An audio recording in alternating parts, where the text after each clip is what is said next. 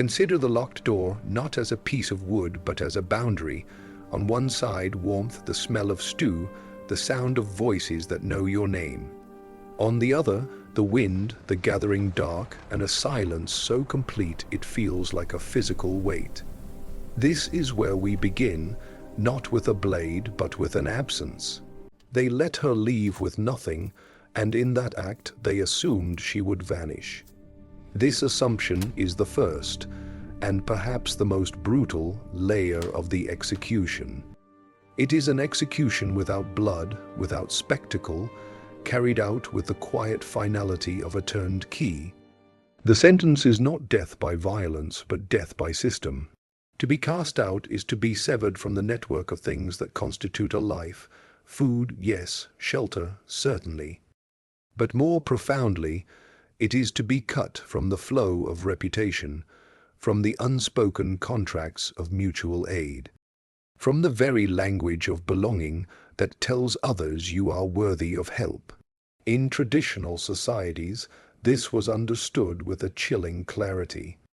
A person outside the village walls was not just alone, they were functionally dead to the community.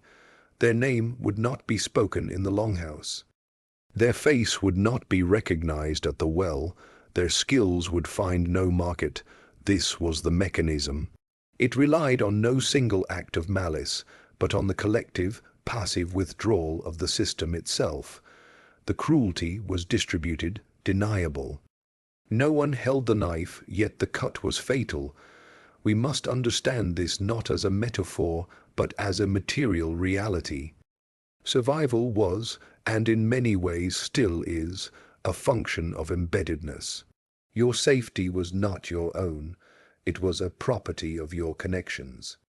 Your ability to eat tomorrow depended on your credit today, on the memory of a favor done, on your standing in a web of relationships that could either hold you up or let you fall.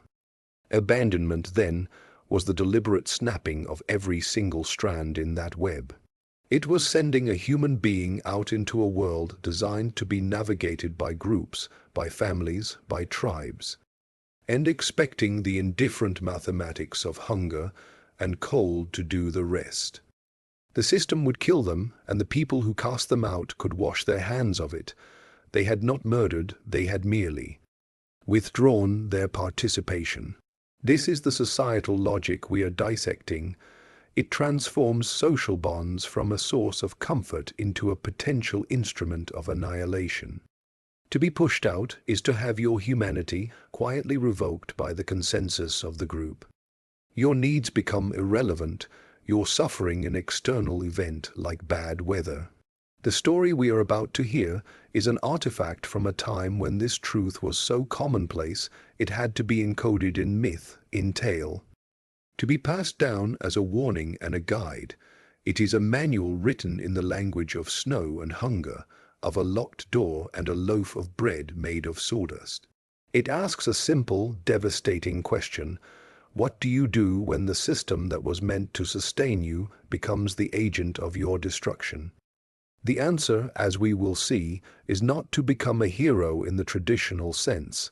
It is to become an architect, to study the cruel logic that cast you out, and to learn, with bleeding fingers and cold clarity, how to build something new within its ruins, or perhaps how to make the old system consume itself. This is the tension we establish.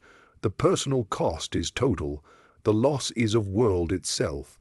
But within that total loss lies the terrible freedom to see the machinery clearly for the first time, without the comforting illusion that it exists to protect you. That seeing is the beginning of every counter-strategy.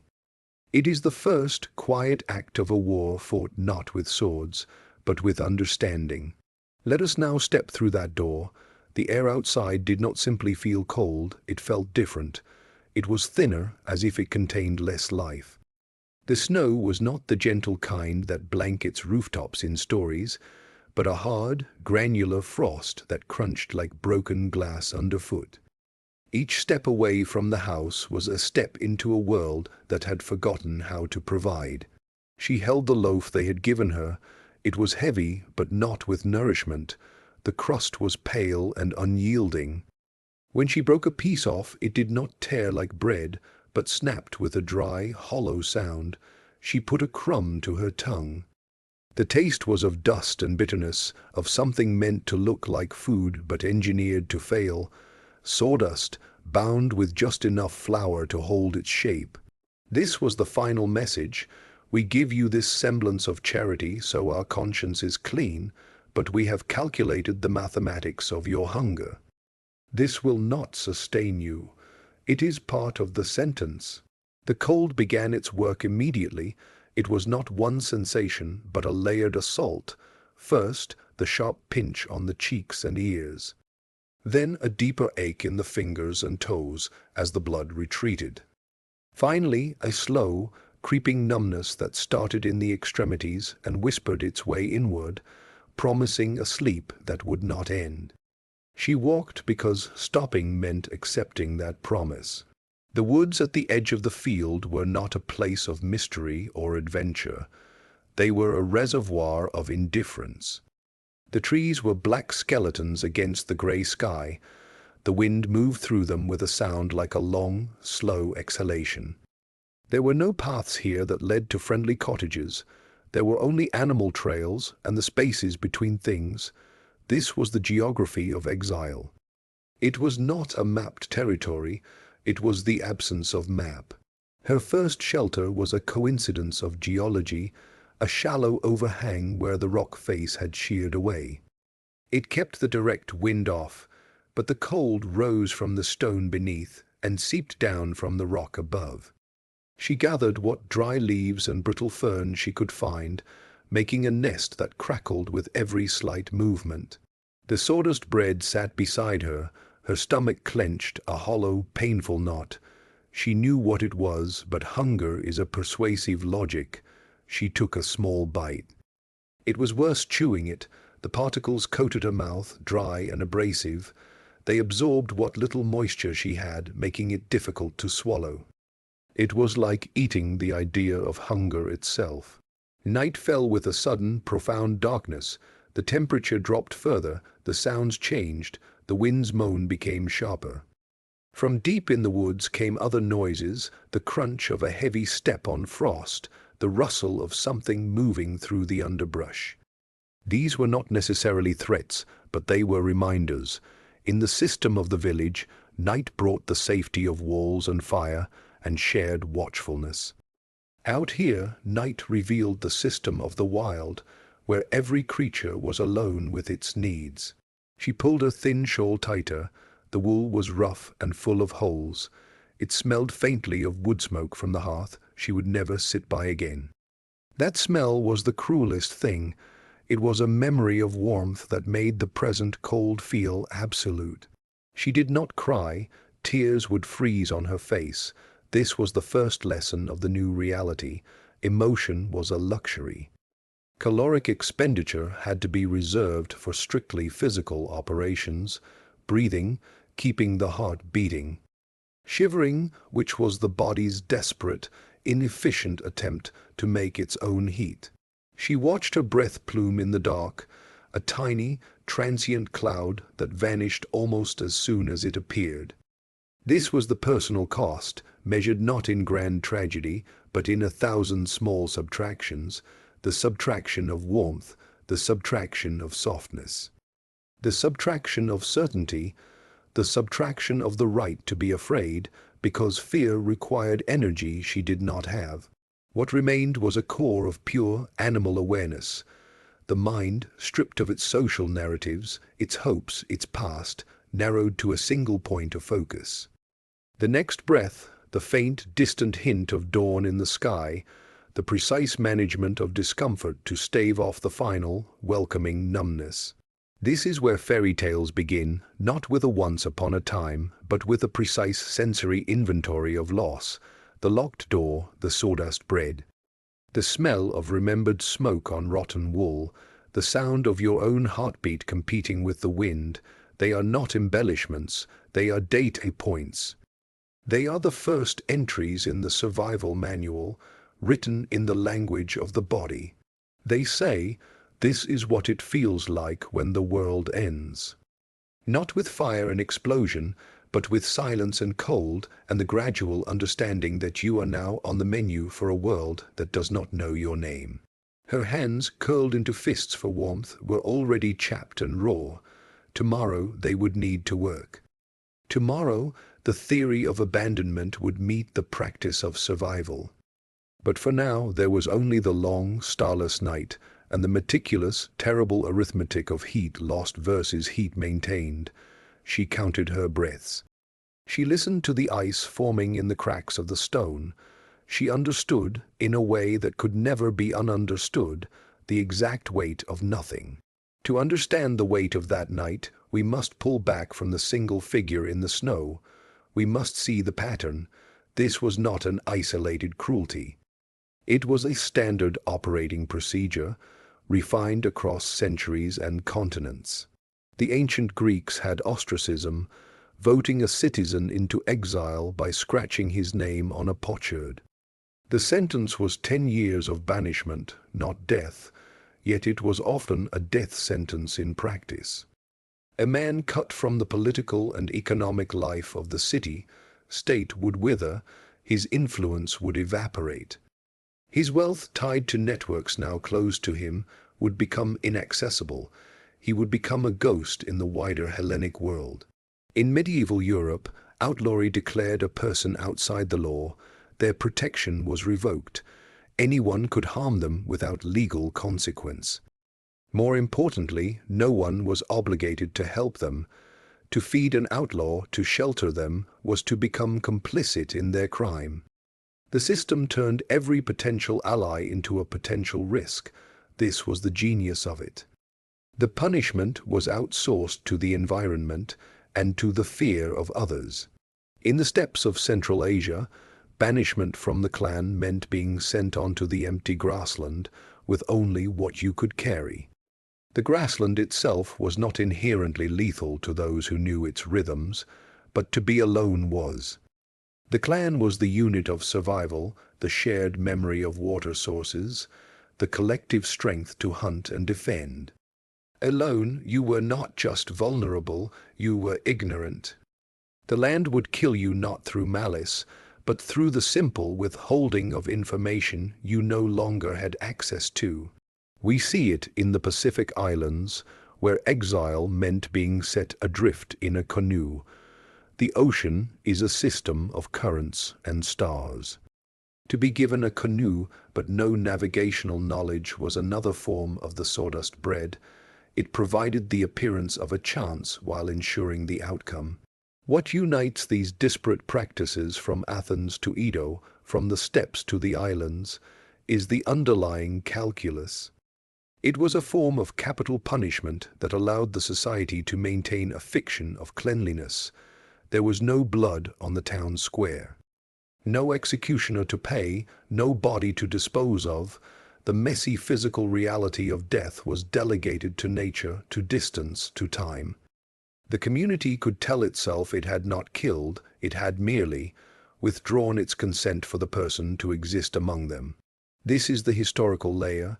It reveals abandonment not as a spontaneous act of malice, but as a cultural technology, a tool. Like a plow or a law code, it was designed for a specific function, social hygiene. It removed a problem, a dissident, a burden, or a threat, while minimizing the direct moral and practical costs to the group. The victim was not murdered, they were reclassified from person to non-person, from member to stranger, from a subject of rights to an object of the elements.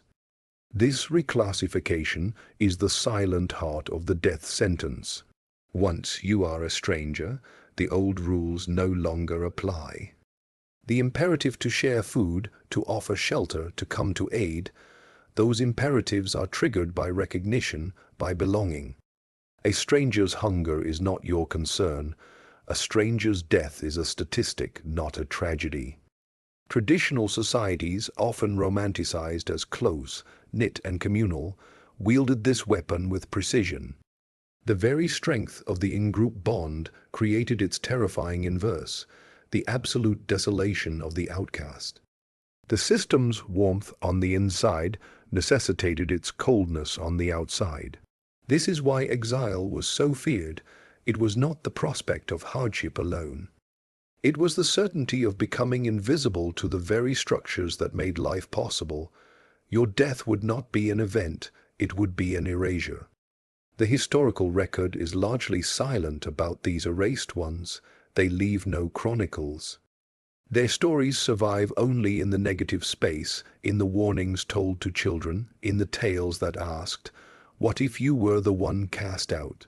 Those tales became the survival manuals because they recorded, in symbolic form, the only data that ever escaped the silence, the strategies of those who, against all calculation, did not vanish. They are the archaeological remains of successful resistance to a social technology designed to be inescapable. So when we see our protagonist at dawn, shivering in her rock shelter, we are not looking at one girl's misfortune.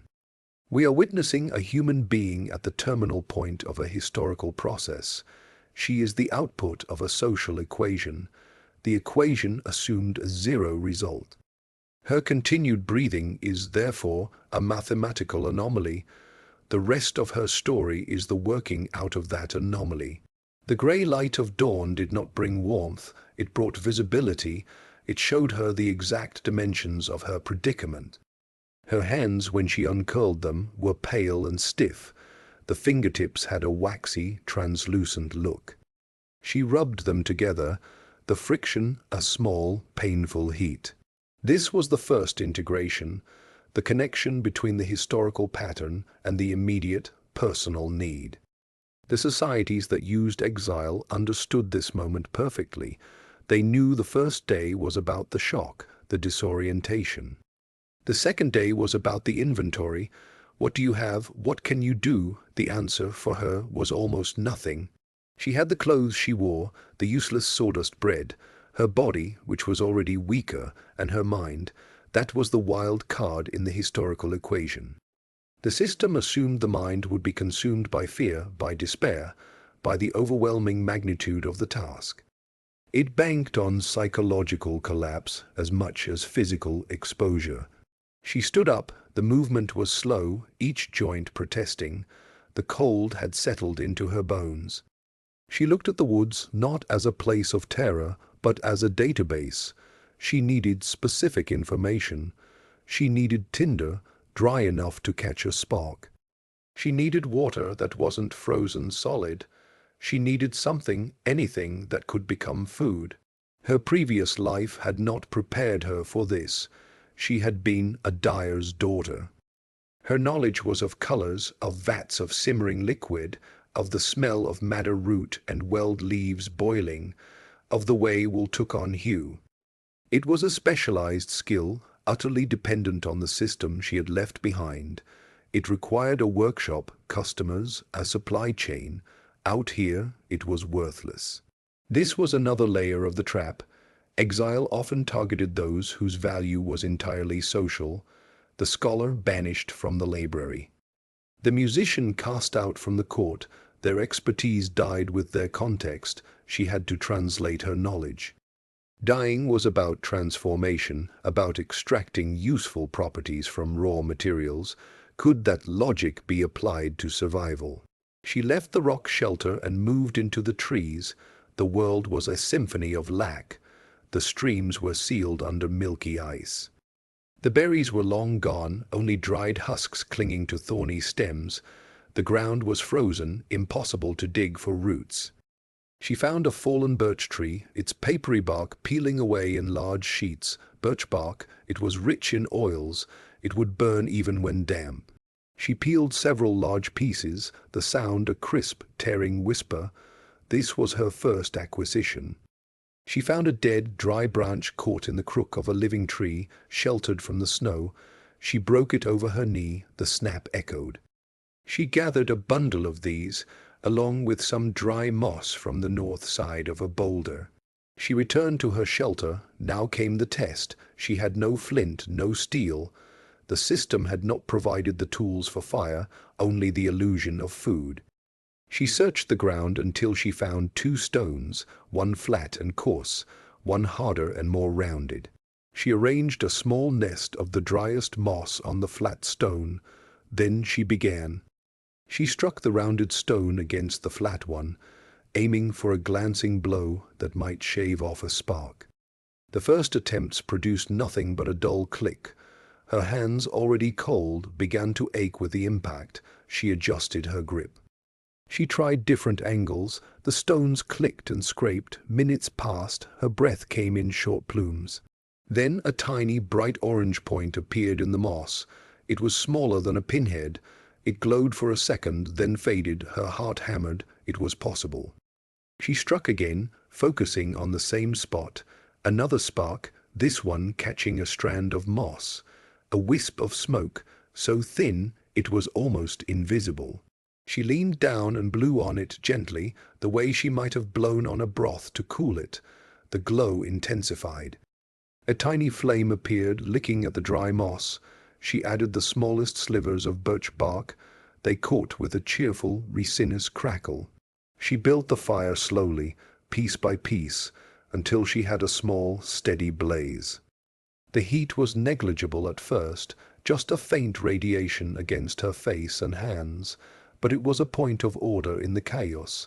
It was a system she had created. The smell of wood smoke was different now. It was not a memory of lost comfort. It was an achievement. It was data. It said the environment contains the means to make heat. The next problem was water. She took a piece of the birch bark and folded it into a crude cup. She packed clean snow into it and held it near, but not in, the flames. The snow melted slowly, dripping into the bottom of the bark cup. The water was icy and tasted of smoke and tree, but it was wet. It soothed her parched throat. The sawdust bread sat nearby. She ignored it. It was not food. It was a psychological anchor, a reminder of their calculation. To eat it was to accept their terms. She would find different terms. Hunger was a sharp, twisting pain in her gut, but it was a clear problem. Thirst and cold were more immediate killers. She had addressed those in the most basic way. This was the integration. The historical practice of exile created a set of conditions. The personal reality was the navigation of those conditions, one decision at a time. Each decision, like the decision to strike a stone, was a tiny act of rebellion against the expected outcome. Each spark was a negation of the assumption that she would vanish. The fire was small, the water was a few mouthfuls, but they represented a critical shift. She was no longer purely a victim of the system.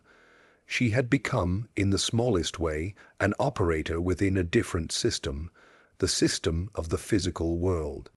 She had begun the long, arduous work of translating her existence from a social context to an ecological one. The dyer's knowledge of transformation was finding its new application. She was learning to transform cold into heat, snow into water, helplessness into a fragile, watchful competence. The day wore on. She tended the fire. She melted more snow. She watched the woods, not with fear now, but with a focused, analytical gaze. What else here could be transformed? The hunger became a companion.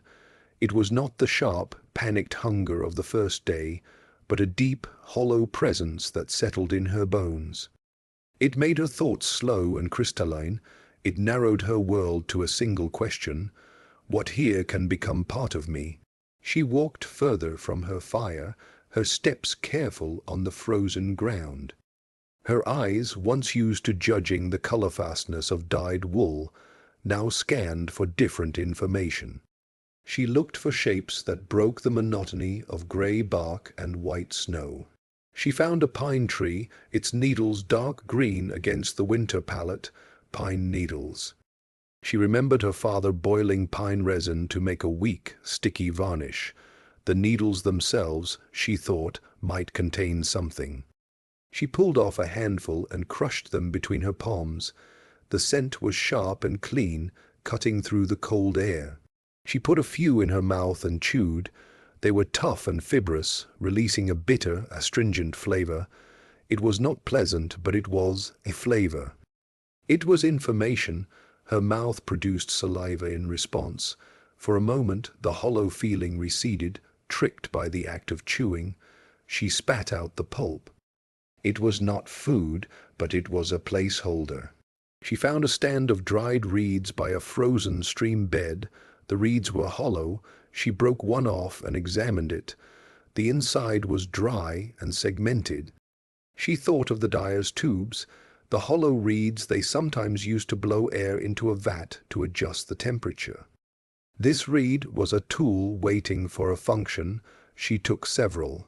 Further on, she noticed a disturbance in the snow near the base of an oak tree, scratches in the bark, tufts of gray fur caught on a rough edge. Something lived here, something small, a squirrel perhaps, or a rabbit. This was another kind of data. Life was present. It was finding nutrition where she saw only absence. She studied the tracks leading away from the tree. They were small, delicate impressions in the crust of snow. They spoke of routine, of a creature moving between shelter and food source. She did not have the means to hunt it, not yet. But the tracks were a map to a possibility. She returned to her shelter as the light began to fade. The fire had burned down to embers. She fed it more wood, the birch bark catching quickly with its oily flame. The warmth was still meager, but it created a small circle of habitable space. A space about the size of her body. Inside that circle, the air did not bite. Inside that circle, she could think. She took one of the hollow reeds. With a sharp sliver of stone, she painstakingly carved a series of notches along one side. Her fingers, clumsy with cold, slipped. The stone edge bit into her thumb.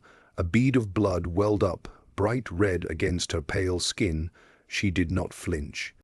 The pain was a sensation, a confirmation of aliveness.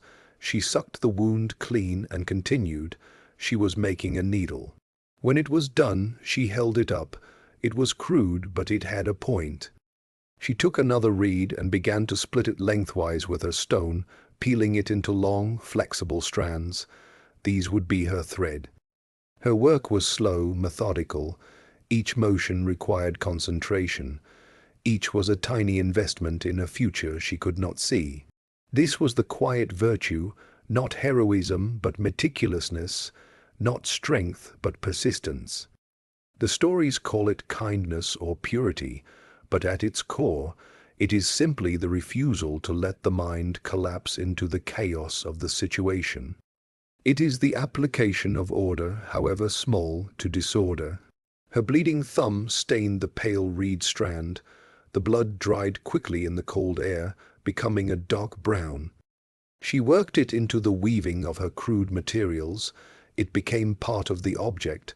This was her trade now, the trade of translation.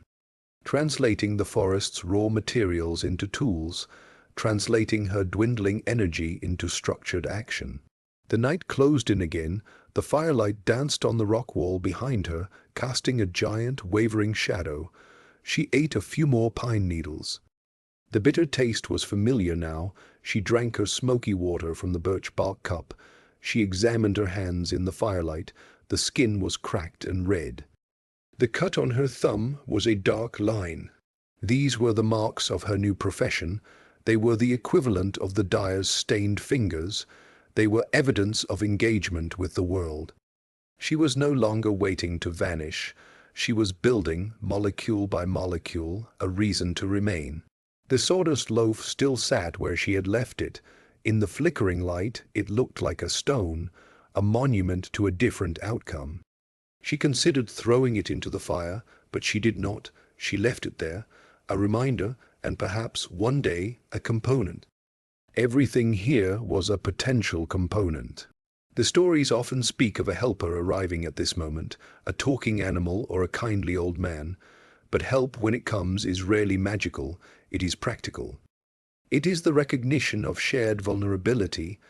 It is the stray dog that is also hungry, the poor woodcutter who is also outside the full favor of the village. Help emerges from the edges of systems, from those who understand the precariousness of position. Our protagonist had not yet earned that help. She was still too deep in the survival phase, too focused on her own fragile operations. But she was creating the conditions for it. By making a fire, she had created a signal. By moving through the woods with purpose, she had created a pattern. By working with her hands, she was creating a product, however primitive. These were the first threads of a new network. She lay down close to the fire, wrapping her shawl tightly around her. The ground was hard and cold. She listened to the fire crackle, to the wind in the trees beyond her small circle of light. The hunger was still there, a dull ache. The cold pressed in from all sides, but between them, in the narrow space maintained by her will and her small fire, there was something new. There was a project. Let us now analyze the system she was cast from. It is crucial to understand that this was not merely a cruel family. It was a microcosm of the societal logic we have been examining. The household functioned as a closed economy.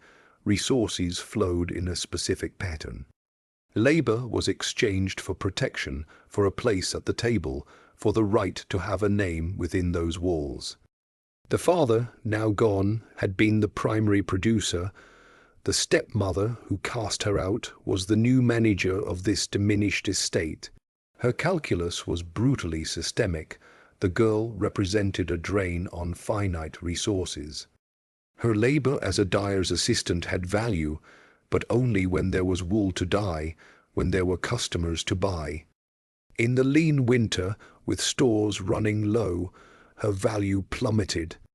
Her claim to belonging, based on blood and memory, was an emotional asset that held no caloric value. The stepmother's decision was not necessarily born of personal hatred, though that may have been present. It was born of portfolio management. She was trimming a liability. The sawdust bread was the key to understanding this. It was not an act of spontaneous cruelty. It was a carefully calibrated signal. It served multiple systemic functions. First, it maintained the outward form of charity, preserving the household's reputation should anyone ask. Second, it transferred the moral burden. We gave her something. Her failure to survive is not our fault. Third, and most importantly, it was a piece of psychological engineering. It was meant to break the will. To give someone a tool that looks like salvation but is designed to fail is to teach them a lesson about hope itself. It says even the help you are given is part of the trap. Your own efforts are futile.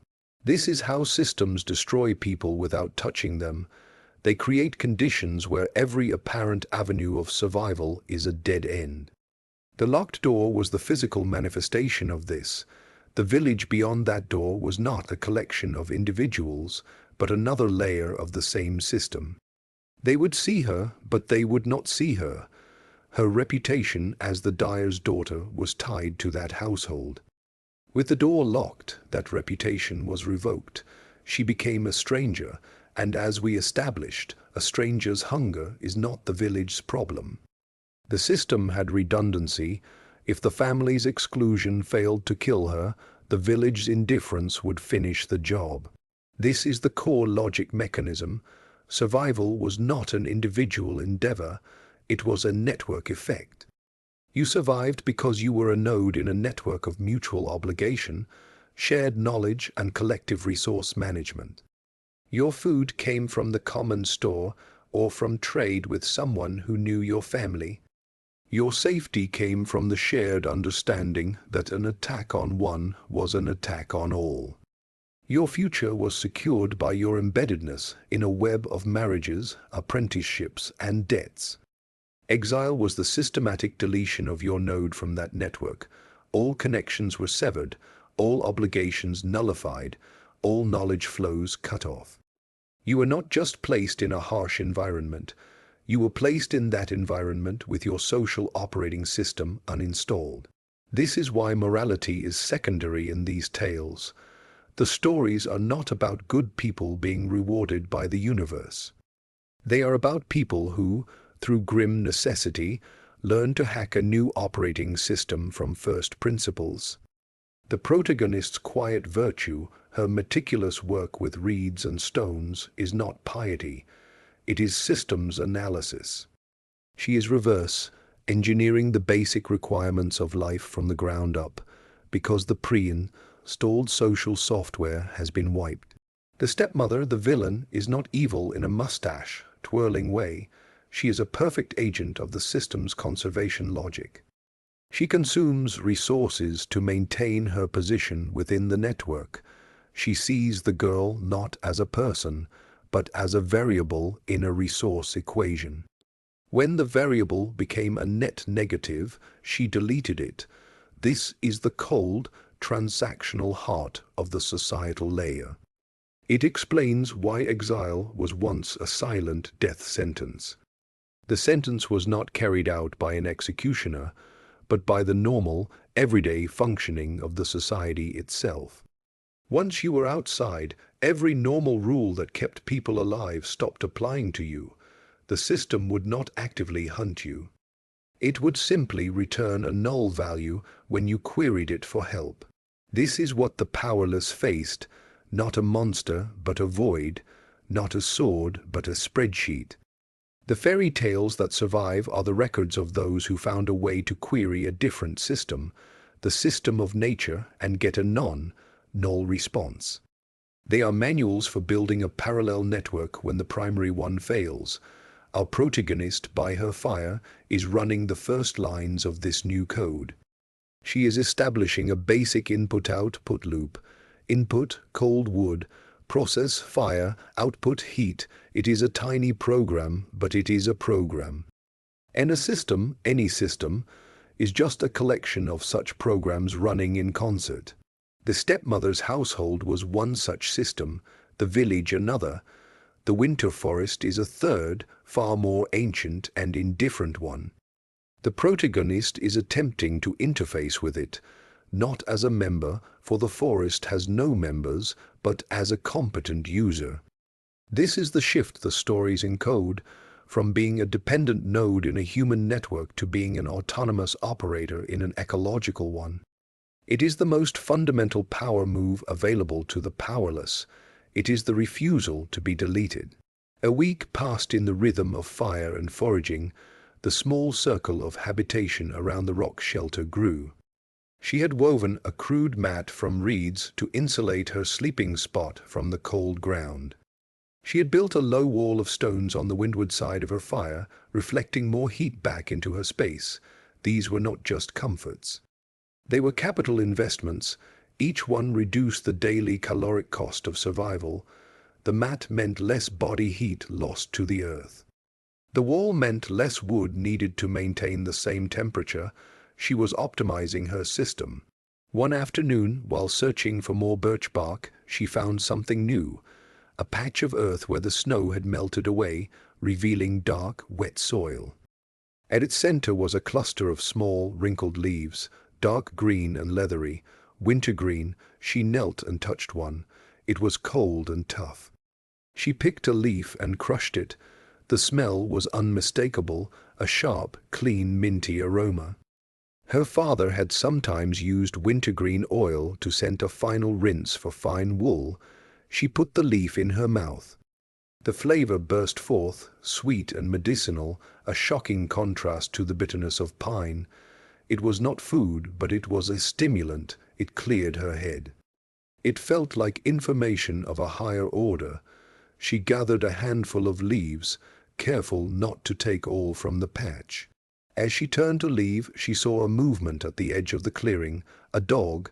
It was a lean, rough-coated creature, the color of dirt and shadow. It stood perfectly still, watching her. Its ribs showed through its fur. Its eyes were wary, intelligent. It was not a village dog. It was a creature of the edges, like her. She froze. The dog did not growl. It did not approach. It simply observed. She slowly reached into her pouch and took out one of the wintergreen leaves. She placed it on a flat stone near her, then took several steps back. The dog watched the stone, then her. After a long moment it crept forward, its movements fluid and silent. It sniffed the leaf, then ignored it. It was not interested in mint, it was interested in her, in the smell of wood smoke on her clothes, in the possibility of food. She had no food to offer. She had nothing but her presence. The dog circled the clearing once, then vanished back into the trees as quietly as it had appeared. This was the first contact, not with a helper, but with another node in the marginal network. The dog was also surviving outside the primary system. It had its own skills, its own map of the woods. It was a potential source of information or competition, or perhaps in time alliance. She returned to her shelter, thoughtful. The dog's appearance was a signal. Her activities were now noticeable. Her fire's smoke, her movements, her scent, they were becoming part of the local data stream. She was no longer an invisible anomaly.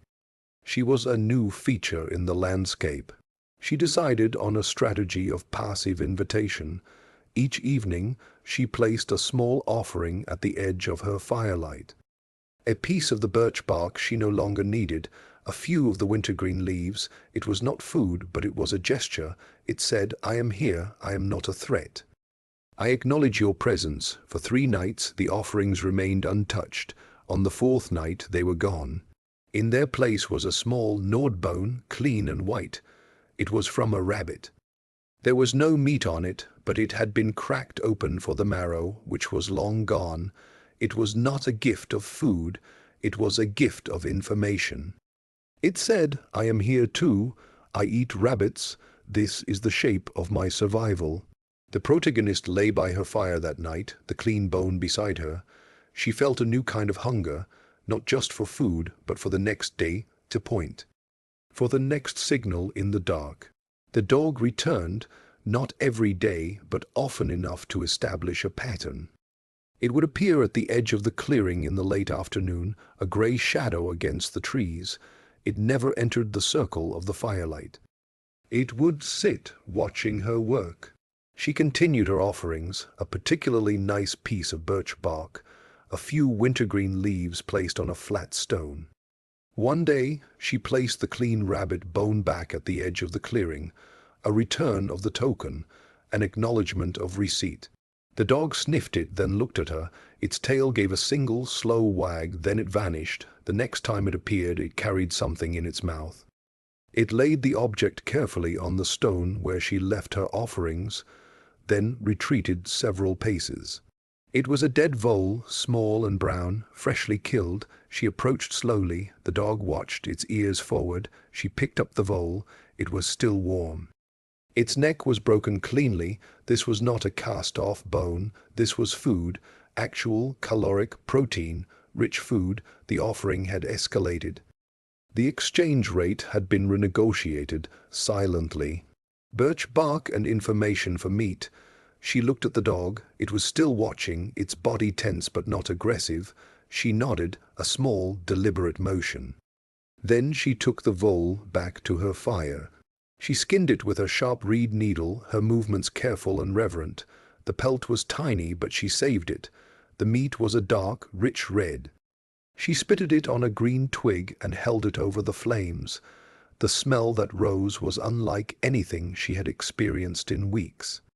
It was the smell of fat rendering, of muscle fibers contracting in the heat. It was a profound animal smell, her mouth flooded with saliva. When it was cooked, she ate it slowly, chewing every morsel. It was not much, perhaps 2 bites, but it was dense. It felt like solidity entering her hollow core. The feeling that spread through her was not just satisfaction. It was a shift in the fundamental equation of her existence. She was no longer solely an extractor of bitter leaves and smoky water. She was now part of a nutrient cycle. She had received an input she could not produce herself. This changed everything. After she ate, she took the tiny vole pelt and tied a wintergreen leaf to it with a strand of reed. She placed this composite offering on the stone. Fur, leaf, and cordage, a more complex token. The dog approached, sniffed it thoroughly, then picked it up gently and carried it away.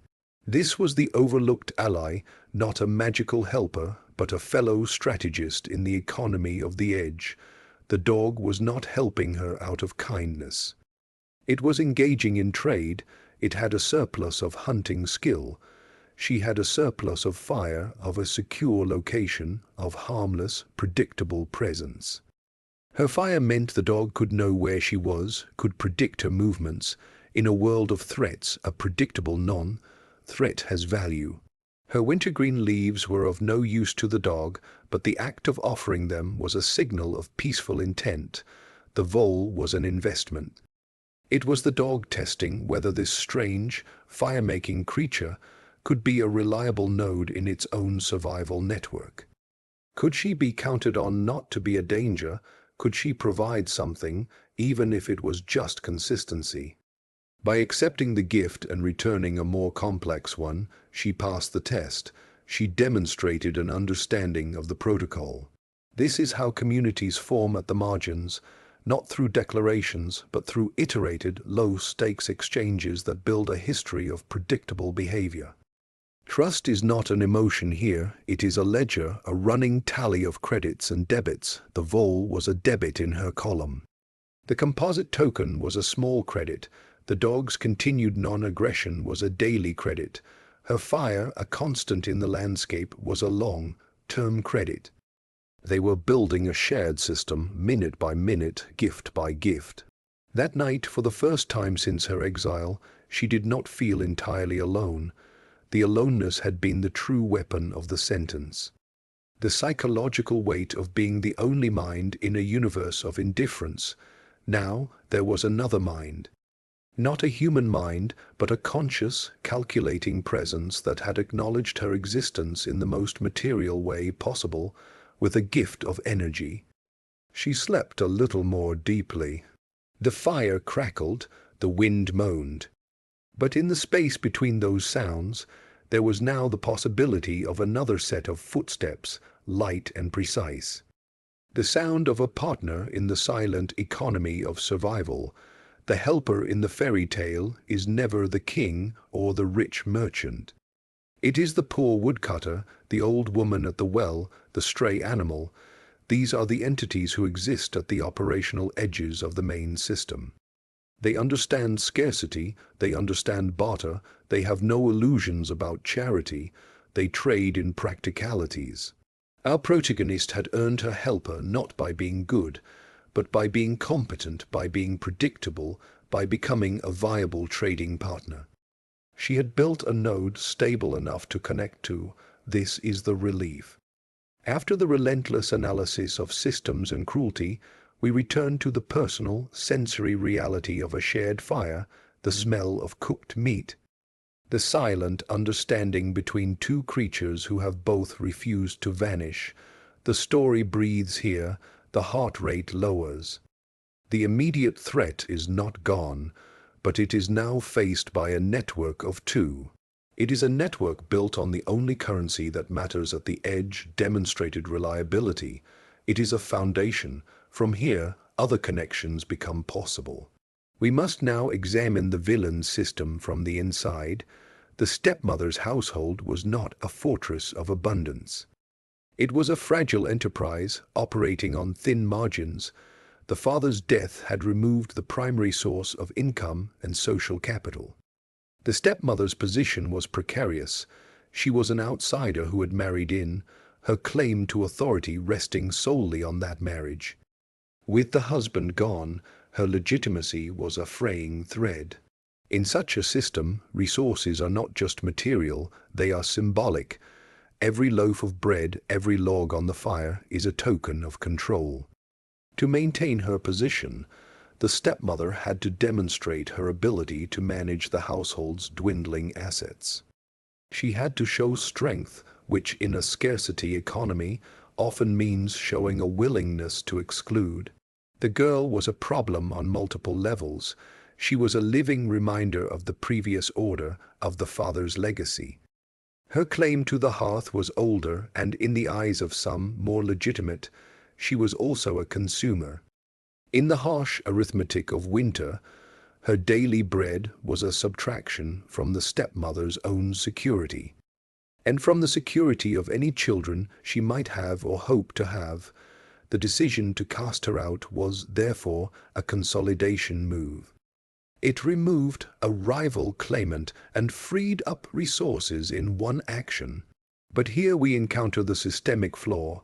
The stepmother's system was fundamentally extractive and zero-sum. It saw resources as finite and static. The only way to have more was for someone else to have less or to have nothing. This is the logic of the gluttonous villain in all these tales. The ogre who hoards gold in a cave, the king who taxes his people into starvation, the stepmother who locks the pantry, they are not simply greedy individuals. They are embodiments of a system that believes wealth is taken, not made, that security is achieved through exclusion, not through creation. This is why they are always baffled and enraged when the cast out one not only survives but thrives. It violates their core worldview. It suggests that resources can be generated outside their control, that their system of hoarding and exclusion is not the only game in town. The stepmother, back in her house, would have experienced the first phase of this, the immediate relief of one less mouth to feed, the quiet satisfaction of unchallenged authority. But as the weeks passed, a new anxiety would have set in. The girl had not returned, begging. No word of her death had reached the village. She had simply disappeared. This was an unaccounted for variable. In a closed, controlled system, unaccounted for variables are threats. They represent unknown operations, potential sources of disruption. The stepmother might have told herself the cold had done its work, but in the long nights, with the wind howling, a doubt would gnaw. What if she didn't? What if, against all logic, she found a way? This doubt is the first crack in the villain's armor. It is the recognition that their control is not absolute, that the world beyond their walls contains possibilities they have not factored in. The villain's return in the stories is never just about greed.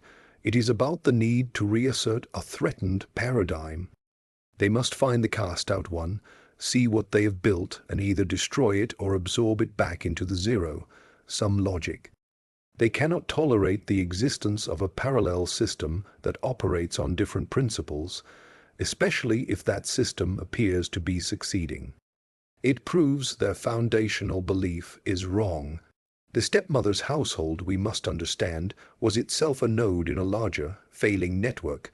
The village was likely struggling through the same hard winter. Trade was slow, everyone was hoarding. The stepmother's act of exclusion was a local adaptation to a systemic contraction. She was making her node more efficient by shedding load, but this kind of efficiency is brittle. It has no resilience. If one thing goes wrong, if the stored grain rots, if the fire goes out, there is no backup, no network of mutual aid to fall back on.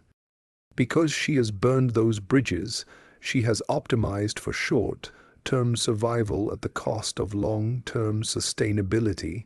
This is the analysis we must hold in mind. The villain is not powerful, she is desperate. Her power is the power of the gatekeeper, the power to say no. But that power depends entirely on everyone accepting the gates as real. The protagonist, by surviving outside the gates, has called their reality into question. The stepmother's eventual journey into the woods will not be a journey of conquest, it will be a journey of verification. She needs to see the null result she paid for with a loaf of sawdust bread. If she does not see it, her entire economic and psychological model faces collapse. This is the deeper conflict, not a battle over a shelter or a stash of food, a battle between two operating systems. One based on scarcity, control, and exclusion, the other being painstakingly built based on transformation, trade, and fragile, earned trust. The villain's system is older, more established. The protagonist's system is newer, weaker, but it has a terrifying property. It can grow from nothing. The villain's system can only shrink. It consumes its own foundations to maintain itself. The pattern of collapse is not unique to one household in one winter. It is a historical constant. Societies, empires, institutions, they often follow the same trajectory as the stepmother's cottage. They begin with some form of generative energy, building networks, creating surplus, establishing rules that broadly benefit the group. Then, over time, the system calcifies, the networks become hierarchies, the surplus is captured by a managerial class. The rules are reinterpreted to protect the captured surplus. The system shifts from being generative to being extractive. It begins to consume its own capital, both social and material, to maintain the position of those at the top. This is the historical layer we must connect. The Roman latifundia, vast slave, worked estates that bankrupted small farmers and drained the Italian countryside. The French aristocracy on the eve of revolution, extracting tithes and taxes while the peasantry starved. The collapse of the Maya city-states, where elite consumption and monument building may have outstripped the ecological base. These are not just stories of bad leaders. They are stories of systems that optimized for the short-term benefit of a few at the long-term expense of the whole. The mechanism is always some form of exclusion. The small farmer is excluded from his land. The peasant is excluded from the fruits of his labor.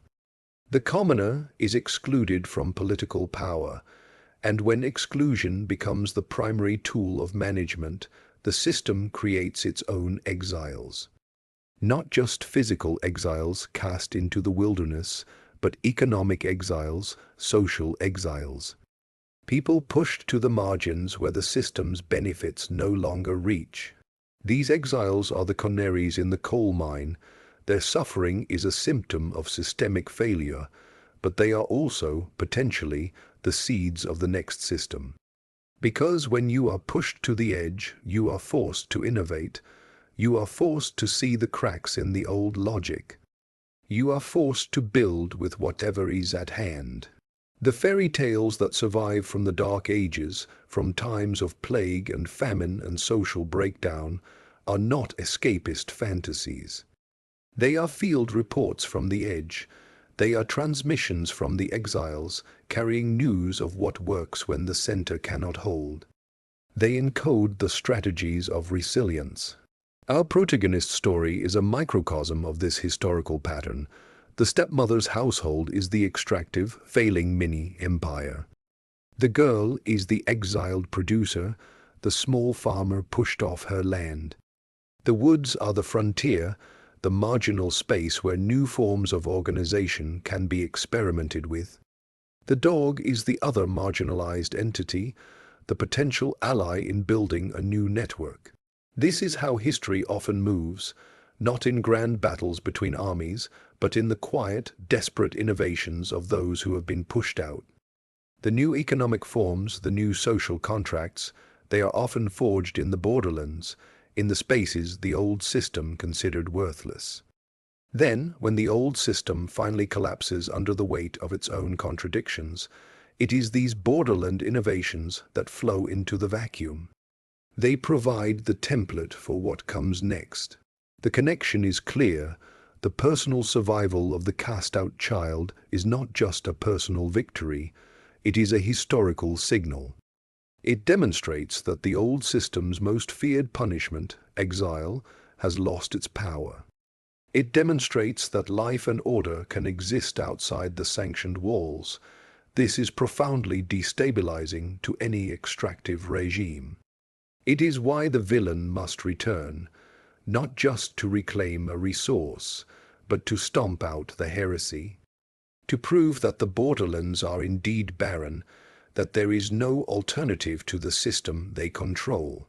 The failure of that return, the villain's collapse into their own trap, is the historical moment of justice. It is the point where the extractive logic consumes itself, the ogre is tricked into the oven, the stepmother is poisoned by the feast she demanded. The king is strangled by the golden robes he coveted. Their greed, which was the operating principle of their system, becomes the engine of their destruction. The result is not the triumph of good over evil in a moral sense. It is the triumph of a generative, adaptive logic over a brittle, extractive one. It is the restoration of peace through wisdom, because the wisdom is the practical knowledge of how to build and sustain life from the ground up, not how to hoard and control it from the top down. So when we see our protagonist strengthening her shelter, trading with the dog, we are witnessing a historical process in miniature. She is not waiting for rescue, she is prototyping the next system. Every knot she ties in her reed cordage, every ember she banks for the morning, is a line of code in a new operating system for survival. It is a system based on transformation, reciprocity, and the careful husbandry of tiny surpluses. It is the antithesis of the sawdust bread. It is real. And in the long arc of history, the real, however small, tends to outlast the brittle fiction. The integration is complete. The personal struggle, the societal logic, and the historical pattern are now a single thread. The girl in the woods is every exile who ever built something from nothing. Her story is their manual, her fire is their beacon. The dog brought a rabbit, not a vole, but a full-grown snowshoe hare, its fur thick and white. It laid the heavy, limp body on the offering stone, then sat back, panting lightly, watching her. This was a quantum leap in the exchange. This was not a test token. This was a serious investment of labor. This was capital. She approached, her heart beating fast. The rabbit was a bounty. It meant food for days. It meant fat for her chapped hands.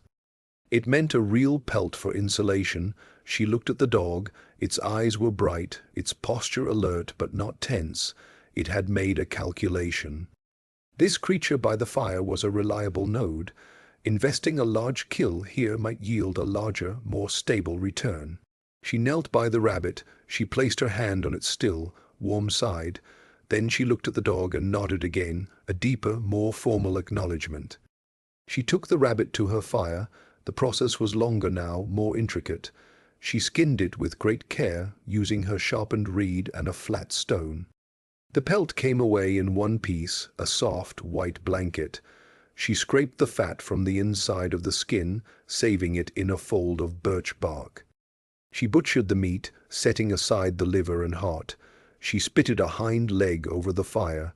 The smell was rich, overwhelming. The fat dripped into the flames, causing them to hiss and flare. When the meat was cooked, she did something new. She cut a generous portion, a whole haunch, and placed it on a broad piece of birch bark. She carried it to the offering stone and set it down. Then she retreated to her fire and began to eat her own portion. The dog watched the meat on the stone. It did not move immediately. It was assessing the risk, the new protocol. After a long minute it crept forward, took the haunch gently in its mouth and carried it a short distance away. Into the shadows at the edge of the firelight, there was a sound of quiet, efficient chewing. They ate together, separated by 20 feet of frozen ground, connected by the shared rhythm of consumption, by the mutual satisfaction of a deal well struck. This was the moment the gluttonous villain returned, not in person, not yet, but in spirit. The conflict reignited in the space between two systems. The protagonist had just participated in a successful high-value trade. She had moved from survival to commerce. She had a partner. She had a capital asset, the rabbit pelt, and a store of fat. She had a surplus of meat. Her system was not just stable, it was growing. Back in the village, the stepmother's system was contracting. The winter was deepening. The stores were lower. The silence around the girl's fate was now a loud, unanswered question. The stepmother could no longer ignore it. She had to know, so she came. She wrapped herself in a thick wool cloak, the kind the girl had never been allowed to wear. She followed the vague direction the girl had been sent weeks before. The journey was hard for her. The cold bit through her cloak. The snow dragged at her boots. She was not used to this. She was used to walls, to a fire someone else maintained. Her anger grew with each difficult step. Anger at the cold, anger at the distance, anger at the girl for making her come out here. This anger was the fuel of her return. It was not a calculated reconnaissance. It was a need to reassert dominance, to see the failure she had paid for, to restore the proper order of things. She pushed through the last stand of trees and saw the clearing. She saw the rock shelter, now clearly modified with a stone wall. She saw the steady plume of smoke from a well-tended fire. She saw a figure wrapped in a strange white fur, moving with purpose. And she saw the dog lying near the fire, its head on its paws, watching the figure work. The scene was one of order, of quiet industry. It was the exact opposite of what she expected. It was a pocket of civilization in the waste. Her own breath caught, not from the cold, but from a shock that was entirely psychological. The calculation had been wrong. The girl had not vanished. She had built. The stepmother stood at the tree line, hidden, her face a mask of cold fury and dawning, terrible understanding. The trap was not yet set. But the conflict was now present, physical and absolute. Two systems occupied the same space. One, the old extractive system, represented by a woman shivering in a borrowed cloak, driven by lack and rage. The other, the new generative system, represented by a girl in a rabbit's skin shawl, her hands busy, her ally resting nearby. Operating from a small but growing surplus. The villain had returned, wanting what the protagonist had built, not just the shelter or the meat. She wanted the validation of her world view. She wanted proof that her cruel calculus was the only calculus. What she saw was proof of the opposite, and that proof was intolerable. She would have to destroy it or claim it. The protagonist, sensing a change in the quality of the silence, looked up from her work. She did not see the stepmother yet, hidden in the trees. But she felt a prickle on the back of her neck, the old, familiar feeling of being watched with malice. The dog lifted its head, its ears swiveling toward the tree line. A low growl rumbled in its chest. The peace of the clearing was over, the return had happened. The next phase would be decided not by strength, but by tradecraft. By the specific, hard, won skills of transformation she had learned in her exile. The fight would be with her trade. We must now dissect the villain's mindset as she stands in the cold, watching. It is not simple envy, it is a cognitive crisis. Her entire operational model is based on a core premise that resources are finite and must be controlled. That security is achieved through exclusion and hoarding. That kindness is a weakness, and sharing is a strategic error. She has built her identity and her power on this premise. The sawdust bread was its purest expression. A resource that appears to be given, but is designed to be useless, preserving the form of charity while ensuring the outcome of scarcity. It was a perfect, cruel piece of system logic. Now she is looking at the living refutation of that logic. The girl has resources, not a lot, but real ones, a fire, shelter, food, an ally. She has built these not by hoarding, but by creating. Not by excluding, but by engaging, first with the indifferent materials of the forest, then with another outcast. The girl's system is based on a different premise, that value can be generated through transformation and exchange. This is heresy to the stepmother. If it is true, then her entire life, her cruel calculus, her act of casting the girl out, all of it was not just unnecessary, it was actively stupid. It was a failure of imagination. This realization is psychologically unbearable, so her mind will not accept it. It will immediately begin to rationalize. She will tell herself the girl got lucky. She will tell herself the dog is a temporary accident. She will tell herself the shelter is flimsy, the fire will go out. She will search for flaws, for evidence that her original premise still holds. But beneath this rationalization, a deeper, more visceral impulse is awakening: greed. Not just for the rabbit meat or the warm shelter, but for the validation. If she can take what the girl has built, if she can absorb it into her own system, then she can tell herself she was right all along. The resources ultimately flowed to her, the stronger, the smarter, the more deserving. The girl's creation will become just another input into the stepmother's zero-sum ledger. This is the gluttonous villain's fatal flaw. She cannot comprehend generative systems. She can only see them as unclaimed stockpiles. She believes all wealth is taken, never made, so her strategy will be one of extraction. She will demand, she will claim ownership by right of superior power. She will try to impose the rules of her old system onto this new one. She will not understand that the new system's strength lies in its protocols, its relationships, its specific, hard-won knowledge. She will see the fire, but not understand the precise balance of birch bark and dry moss needed to start it without flint. She will see the dog, but not understand the months of silent barter that built the trust. She will see the rabbit's skin shawl, but not understand the careful butchering that preserved the pelt. She will try to take the outputs without understanding the processes. The protagonist by the fire feels the hostile gaze. She knows who it is. The pattern of malice is unique. She does not panic. Panic is for the first night when you have no system. Now she has a system, she has assets, she has an ally, she has a deep, granular knowledge of this place. The villain has only a cloak and a head full of brittle, outdated rules. The protagonist's mind begins to work, not in fear, but in strategy.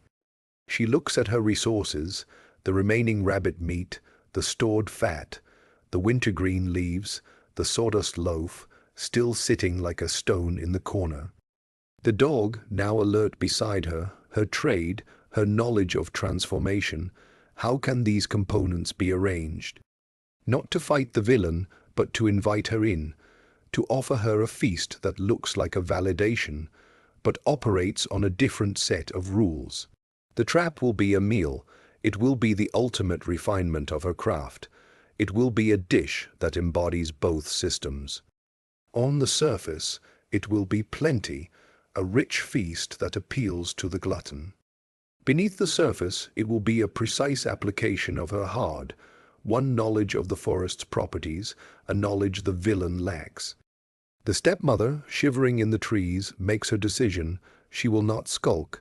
She will march in and claim what is hers. She believes the girl, by surviving on land that is technically part of the village commons, owes her a tithe. She believes the dog is a stray that can be chased off. She believes her authority, her social position, still matters here. She is about to learn that in the borderlands, authority is earned through competence, not inherited through cruelty. She steps out of the trees. The stepmother walked into the clearing as if she owned it. Her boots crunched on the frozen snow with a heavy, deliberate sound. The dog rose to its feet, its lips peeling back from its teeth in a silent snarl. The protagonist stood up slowly, her rabbit's skin shawl wrapped around her shoulders. She did not speak, she waited. The stepmother stopped a dozen paces from the fire. The warmth reached out to her, a tangible, tempting force. She could smell the cooked rabbit, the wood smoke. Her eyes took in everything, the stone wall, the woven mat, the stores of wood and bark. Her face was a mask of cold triumph and contempt. "You have been busy," she said, her voice cutting through the quiet. "This is village land. Everything here belongs to the village. By rights it belongs to me, as the head of the household you abandoned." The protagonist listened. The words were the old system speaking. Claims of ownership, of rights of abandonment. They had no power here. They were just sounds. The dog growled, a low, continuous rumble. The stepmother glanced at it, her contempt deepening. "Call off your beast." The protagonist looked at the dog and made a small, calming gesture with her hand. The dog stopped growling, but its posture remained rigid, ready. The protagonist finally spoke. Her voice was quiet but clear.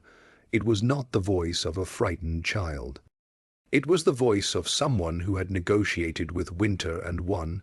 "You are welcome to the warmth of the fire," she said. "It is cold." The stepmother was taken aback. This was not defiance, it was not submission, it was hospitality offered from a position of strength. It was a move the stepmother did not know how to counter.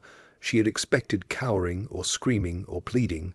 She had not expected calm invitation. She hesitated, then stepped closer to the fire, holding her hands out to the heat. The gesture was involuntary, a betrayal of her own need. The protagonist watched. She saw the chapped skin on the stepmother's hands, the thinness of her cloak compared to the rabbit fur. She saw the hunger in the way the woman's eyes lingered on the remaining rabbit meat. The stepmother's system was not providing for her either. She was also struggling. This was the protagonist's decision point. She could fight with the dog as her weapon. But that would be to adopt the stepmother's logic, the logic of violence and domination. It would be to become a smaller, weaker version of the villain. Or she could fight with her trade. She could use the skills and resources she had built. She could offer a feast. A feast that would look like surrender, like tribute. A feast that would appeal to the glutton, to the one who believes all wealth is for the taking. She made her choice. "You must be hungry from your journey," the protagonist said. "I have food we can share." The stepmother's eyes narrowed with suspicion. But the smell of the meat, the deep ache of her own hunger, overrode caution. She nodded, a sharp, greedy motion. The protagonist turned to her stores. She took the remaining rabbit meat. She took the stored fat in its birch bark fold. She took a handful of wintergreen leaves, and she took the sawdust loaf. She placed the sawdust loaf near the fire, not in it. She began to prepare the meal. She shredded the cooked rabbit meat into a birch bark bowl. She added a generous lump of the precious fat. She crushed the wintergreen leaves between her palms, releasing their sharp, sweet oil, and sprinkled them over the meat and fat. Then she took the sawdust loaf. With her stone, she carefully scraped off the hard crust. Beneath was the dry, powdery interior. She scraped a quantity of this sawdust into the bowl. She mixed it all together with her fingers. The sawdust absorbed the melting fat and the wintergreen oil. It became a dense, fragrant paste. The smell was complex, meaty and minty, with an underlying scent of dry wood. To the stepmother, it smelled like a rich herbal stuffing, a luxury. The protagonist divided the mixture into 2 portions. She placed one portion on a piece of clean birch bark and handed it to the stepmother. She kept the other for herself. The trap was set. It was a dish that perfectly mirrored the stepmother's own offering. It appeared to be food. It smelled like food. It was made from valuable ingredients, meat and fat. But at its heart, it contained the sawdust, the symbol of false sustenance, of calculated cruelty. The stepmother, driven by greed and hunger, would see only the surface. She would see the protagonist sharing her hard-won bounty. She would interpret it as capitulation, as the girl finally acknowledging her superior claim. She would eat it eagerly, believing she was taking what was hers.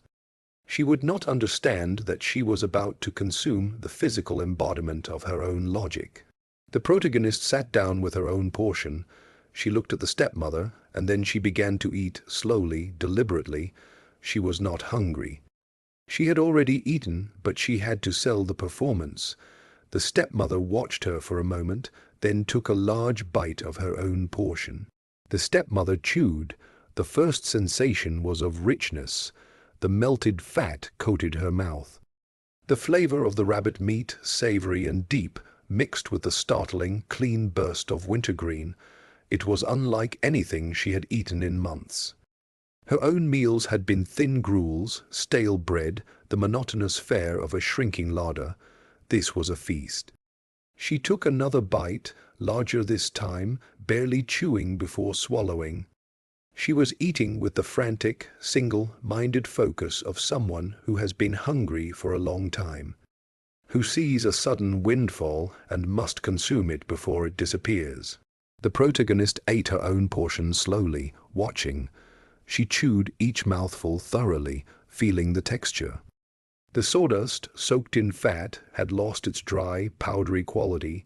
It had become a dense, fibrous mass. It was not nutritious. It would pass through the gut undigested, providing no calories, but it was not immediately harmful. It was inert.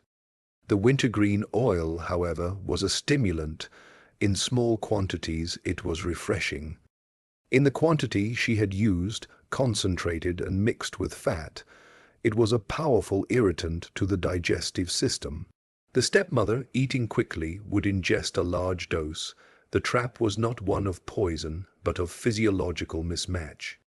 It was a dish designed for a system that understood moderation, for a body that was not desperately empty. The protagonist's body was adapted to scarcity. She ate little. The stepmother's body was starved, and her mind was gluttonous. She would eat it all. The protagonist finished her small portion and set her bark plate aside. The stepmother devoured hers, licking the grease from her fingers. A flush came to her pale cheeks. The warmth of the fire, the sudden influx of rich food, made her feel powerful, vindicated. See, her body seemed to say, this is how it should be. The resources come to me. She looked at the girl with a new, possessive satisfaction. This is better, she said, her voice thick. You've learned some usefulness out here. You will come back.